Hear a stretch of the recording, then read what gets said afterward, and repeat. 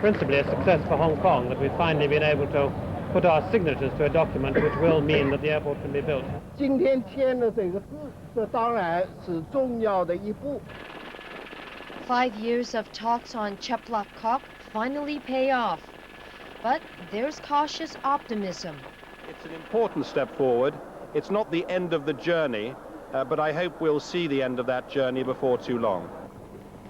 And it seems China feels the same way. Beijing gives London a late holiday present.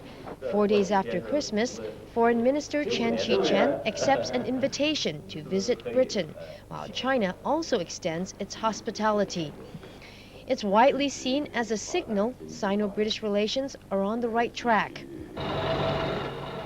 The government limits borrowing for the project to just over $23 billion, while it will pay about $60 billion up front.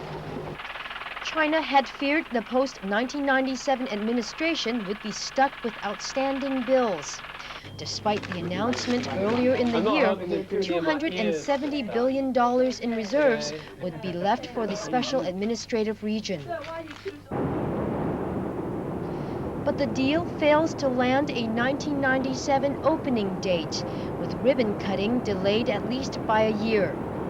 We would just have to take one step at a time, and we work to the commitment under the Memorandum of Understanding, which is that we shall build to the maximum extent possible by the middle of 1997.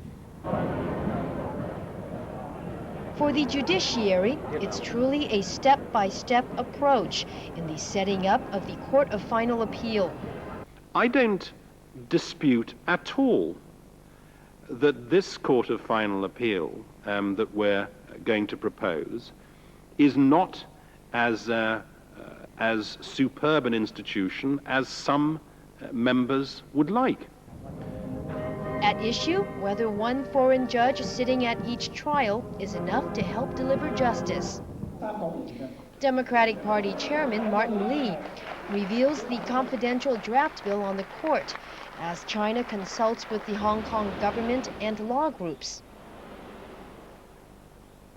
2 years behind schedule, Hong Kong hopes to have proposed legislation for the court ready by early next year, prompting some Chinese officials to warn that judges may not be able to continue their work after 1997. But during a joint liaison group meeting, China stresses it's committed to setting up the court, but only if it's based on previous agreements. 中方一直的立场是一贯明确的就是要按91年的协议办。 And another item that remains elusive for Hong Kong is Beijing's blessing for the construction of container terminals. The delay in the construction of CT9 and 10 causes container businesses to not only lose billions in revenue, but also sleep over when ground will ever break for the new terminals. It is our wish on both sides to deal with the urgency of the problem and also to make sure that Hong Kong into the SAR is a much more environmentally friendly place. Hong Kong's sewage disposal scheme is thrown in rough waters, with China fearing the $68 billion plan will be prematurely set up. As people try to put up with pollution, workers, especially elderly ones, hope for security during their golden years. The government unveils plans to establish an old age pension scheme, paying those 65 and older $2,300 a month. Drastically expanded benefit payments and benefit commitments are being offered in the disguise of a free meal.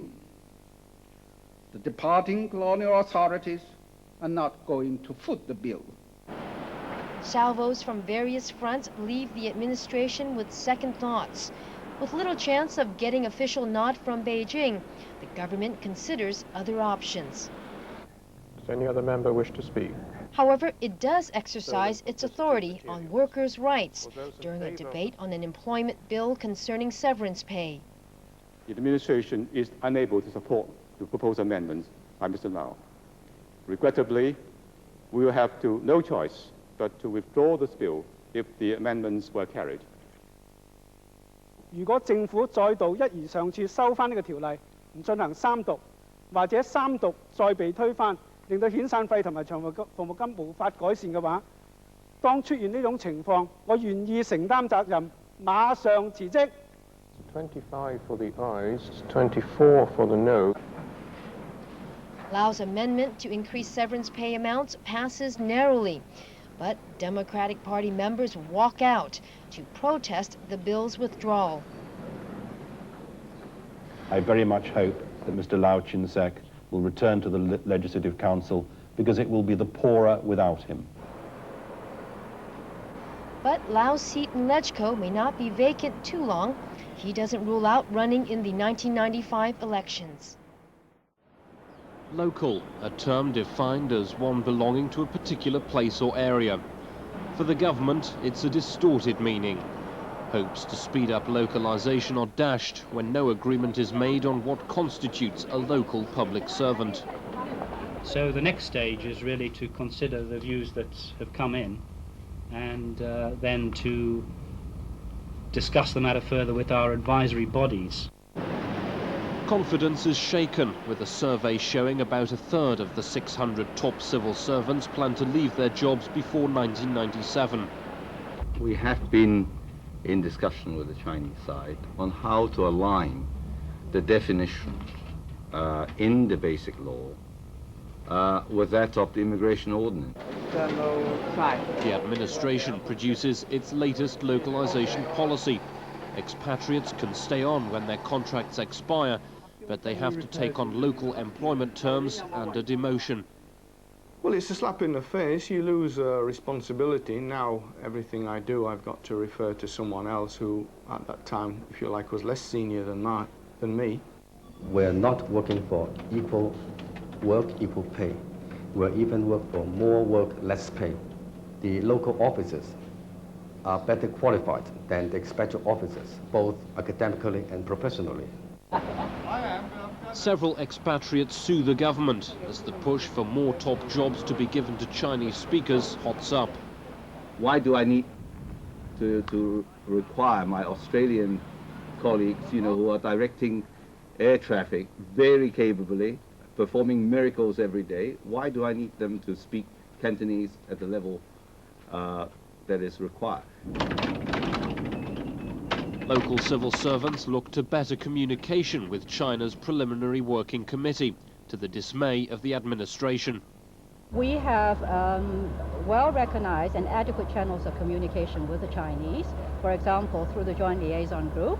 On airport matters, we have the Airport Committee. 他不允许这些个港运官员跟这个立委会的成员接触，这有什么不可以接触的？他大家应该接触嘛。如果你是个合作的态度的话，就不应该有这么害怕嘛。这有什么好害怕的？ Meanwhile, the government is confident locals will step into top civil service jobs by the end of next year. And Hong Kongers who've settled abroad and foreign nationals, their permanent residency status is in question. Someone who has gone to Canada and has permanent, has full Canadian citizenship and nationality by settlement, and therefore does not maintain automatic permanent residency in Hong Kong. If the Chinese decide that, then what we do want to achieve is that they don't really lose anything. And uncertainty looms over the 400,000 non-ethnic Chinese. They run the risk of being stateless after the handover. Legislators campaign for a nationality bill to be passed in Parliament. We think it is a moral issue, and over other moral issues, sometimes the ruling party tend to allow its members a free vote. And some give Britain a big vote of no confidence over the future of wives and widows of war veterans. And it's quite wrong that people are getting passports now and British citizenship with no residence in the UK, and all they're getting for these old people is a right of entry, but no passport at present. A full British passport isn't the only item in demand. Canada toughens its immigration policy. A move to mostly affect Hong Kong, the leading source of newcomers for the country. But Canadian officials say otherwise. He wants immigrants who will adapt quickly to the labor market and fit in quickly. In other words, hit the ground running. We believe, and certainly my experience here points to that Hong Kong immigrants are perfectly placed to meet those requirements. For those who choose to remain in the territory, they face difficulties, at least in the property market. Spiralling prices leave flats empty and homeowners shut out. We recognise there is a problem and we have decided to intervene.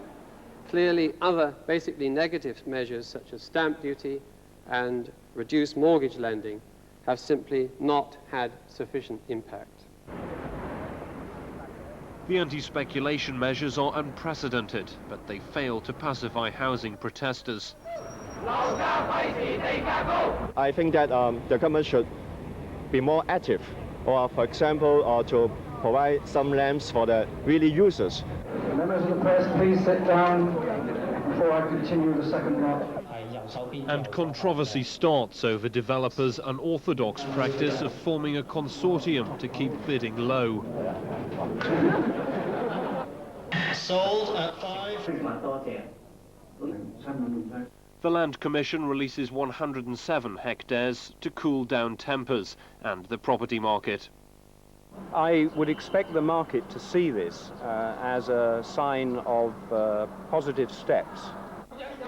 But for some, owning a home isn't the problem, it's keeping it.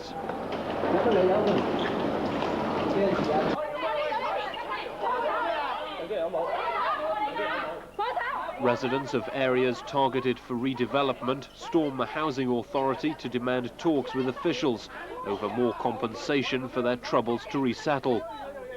And some do settle, at least their differences on Garden Road Central, the protest being removed from their rooftop homes.